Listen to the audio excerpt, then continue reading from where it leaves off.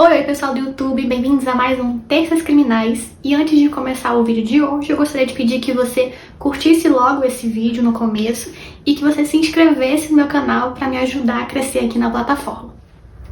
A história de hoje se passa em Skidmore, Missouri, uma cidade que no ano de 1981 tinha pouco mais de 430 habitantes e todos eles tinham algo em comum: o ódio por Ken McElroy. Kenneth Rex McElroy nasceu em 1º de junho de 1934 e era o 15º de 16 filhos de um casal pobre de agricultores chamado Tony e Mabel. O Ken, desde criança, ele aterrorizava adultos e crianças. Ele era o típico bully do colégio, ele roubava o dinheiro do almoço das crianças na escola e era uma figura muito conhecida pelos policiais locais. Ken abandonou a escola aos 15 anos de idade e era quase um analfabeto. E a partir daí começou a estabelecer a sua fama de valentão e ladrão. O Ken, ele roubava gado, grãos, gasolina, álcool, antiguidades, e ele sempre conseguia escapar de condenações por acusações feitas contra ele por pelo menos 21 vezes. E como ele fazia isso? Ele perseguia as testemunhas. Ele estacionava seu carro fora da casa das testemunhas para observá-las e as intimidava. Quando se tratava de jurados, ele encontrava os endereços desses jurados e colocava uma cascavel na caixa de correio da casa deles como uma forma de ameaça, e então assim ele nunca era condenado. Mas ele também tinha um advogado chamado Richard McFadden. O McFadden, ele era tão eficaz em conseguir tirar o Ken da prisão que boatos começaram a se espalhar dizendo que na verdade ele era o advogado da máfia. Mas isso não passa de especulações. Agora, falando sobre a vida amorosa do Ken, ele teve mais de 10 filhos com diferentes mulheres e casou 3 vezes. Fidelidade não era o forte do Ken, mas ele tampouco se importava. Sempre que uma esposa reclamava ou se queixava de alguma traição, ele as espancava muito como uma forma de lembrete de que elas não tinham direito a nada. A crueldade do Ken, ela era muito notória. Ele fazia questão de mostrar isso. Sempre que uma das esposas aparecia com o olho roxo ou machucada, todo mundo sabia que era por conta do Ken. A sua primeira esposa se chamava Sharon, então eles se divorciaram, e a segunda esposa se chamava Alice. Eles já estavam casados há algum tempo, mas o que ele começou ele a perceber e a notar uma garotinha de 12 anos, de longos e belos cabelos loiros. Ela se chamava Trina McLeod. Ele a perseguia sempre enquanto ela estava no ônibus escolar a caminho da escola. Ele dirigia lado a lado do ônibus e ficava buzinando até o ônibus parar. E então ele pedia para a Trina sair do ônibus e entrar no carro dele. O Ken era o valentão da cidade e ninguém fazia nada para impedi-lo. E a Trina, coitada, ela era só uma criança de 12 anos de idade em 1969 e ela não tinha como se defender. Nessa época ela estava na 8ª série. Ken então a estuprou por diversas vezes e isso se estendeu por anos. Até que quando ela completou 14 anos de idade, ela engravidou do Ken e então largou a escola. Quando isso aconteceu, Ken fez com que a Trina se mudasse para a casa dele. Ele ainda estava casado com a Alice, então os 3 passaram a morar juntos. Mas poucos meses depois deles se mudarem, Trina e Alice se juntaram e fugiram da casa de Ken e foram direto para a casa dos pais da Trina. Infelizmente, ele conseguiu encontrá-las, ele já desconfiava. E então ele as buscou da casa dos pais da Trina e as espancou severamente, deixando principalmente a Trina muito machucada. Ele então as levou de volta para casa. Depois que isso aconteceu, o Ken voltou para a casa dos pais da Trina em um horário onde não tinha ninguém, e então ele deu um tiro no cachorro da família e incendiou a casa inteira. A Trina, enquanto isso, teve que ser hospitalizada, o estado dela era delicado. Então, quando os médicos a viram, eles notaram algo de errado, então ela contou tudo o que aconteceu. Eles então acionaram o serviço social, porque ela era menor de idade, e então ela foi levada sob custódia. Ken então foi preso acusado de incêndio criminoso, agressão e estupro estatutário. Trina foi levada para um lar adotivo em Maryville com o bebê do casal, enquanto Ken pagou uma fiança e foi procurar por ela. Logo, Ken conseguiu descobrir onde a Trina estava morando e aí ele começou o seu ritual de perseguição. Ele ficava todo dia, durante horas, em frente à casa em que ela estava, dentro do seu carro, brandindo uma arma, e ele ficava observando tudo. Enquanto isso, o advogado dele estava encarregado de atrasar o julgamento, que foi o que ele conseguiu. Eventualmente, a Trina se cansou do lar em que ela estava, ela tinha que seguir muitas regras e ela não estava disposta a isso, e então ela fugiu com o bebê de volta para os braços do Ken. Mas como ainda existia essa acusação em cima do Ken, ele descobriu que se ele se divorciasse da Alice e se casasse com a Trina, ele ficaria pelo menos livre da acusação de estupro.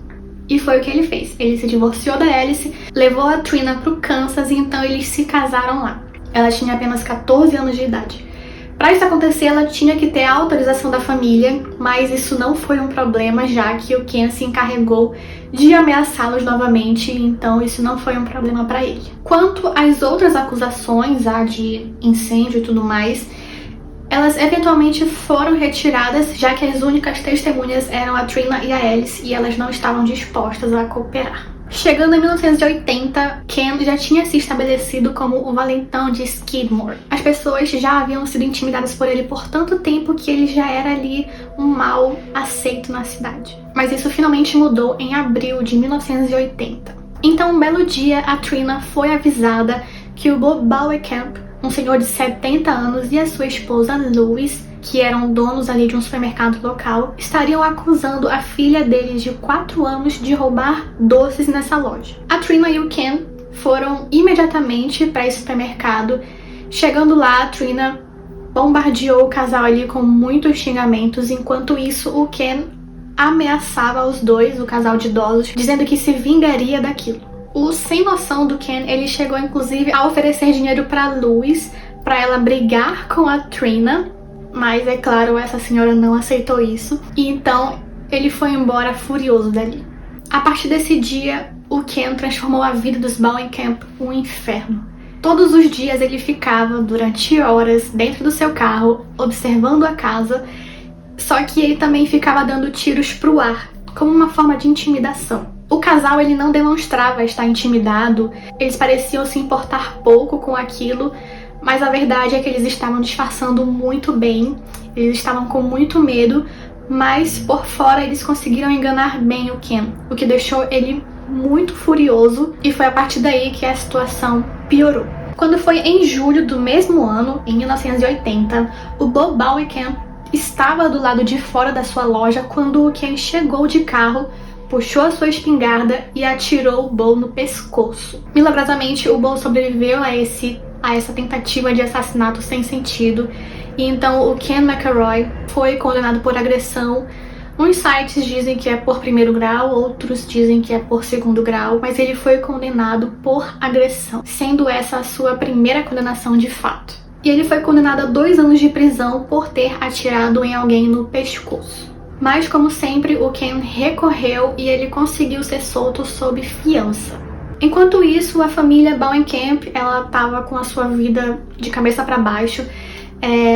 Eles dormiam em turnos, ninguém ficava dormindo ao mesmo tempo, sempre tinha alguém acordado, vigiando a casa para saber se o Ken voltaria e tentaria matar alguém de novo, já que ele estava solto e ele era capaz de qualquer coisa. A cidade já estava farta, eles já haviam suportado o suficiente, então cartas foram escritas para legisladores estaduais, para procuradores do estado, para o governador, e nessas cartas o povo alegava que estava vivendo um inferno por conta de um psicopata e que alguma coisa precisava ser feita.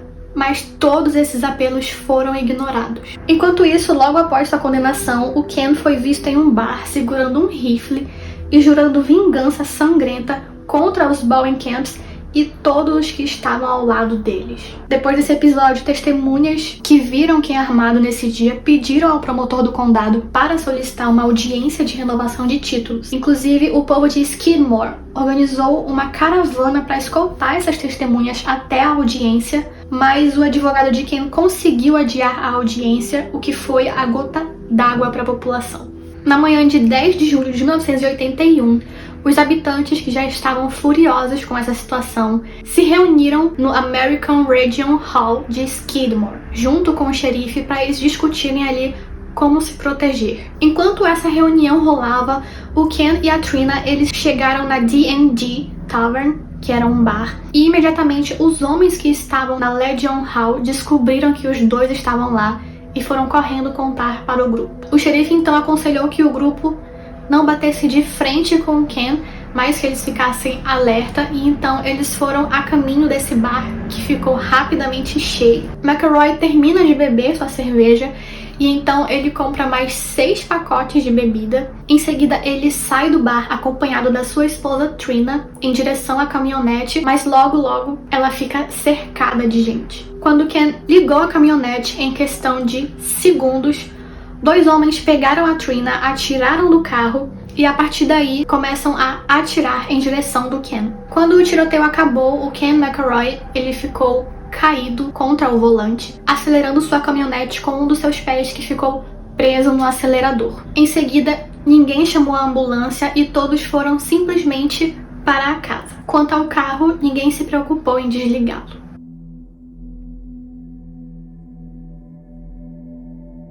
Quando soldados estaduais chegaram ali na cidade, eles encontraram uma cidade quieta e deserta, exceto o motor do carro do Ken. Embora pelo menos 40 pessoas tenham testemunhado o assassinato público, o povo de Skidmore se uniu e ninguém nunca falou uma palavra sobre quem desferiu os tiros contra Ken. Grandes júris, tanto estaduais como federais, foram convocados, mas além da esposa de Ken, que afirmou ter visto quem atirou, ninguém estava disposto a dizer nada.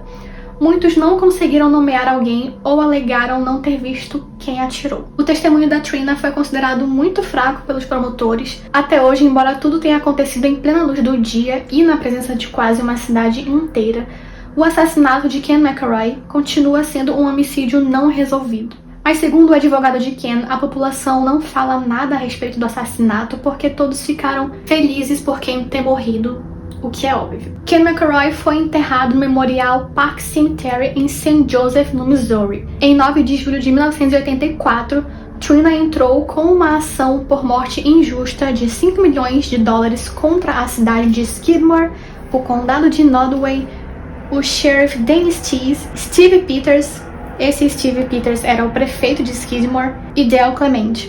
Esse Dale Clement foi a pessoa que Trina acusou de ter atirado em Ken.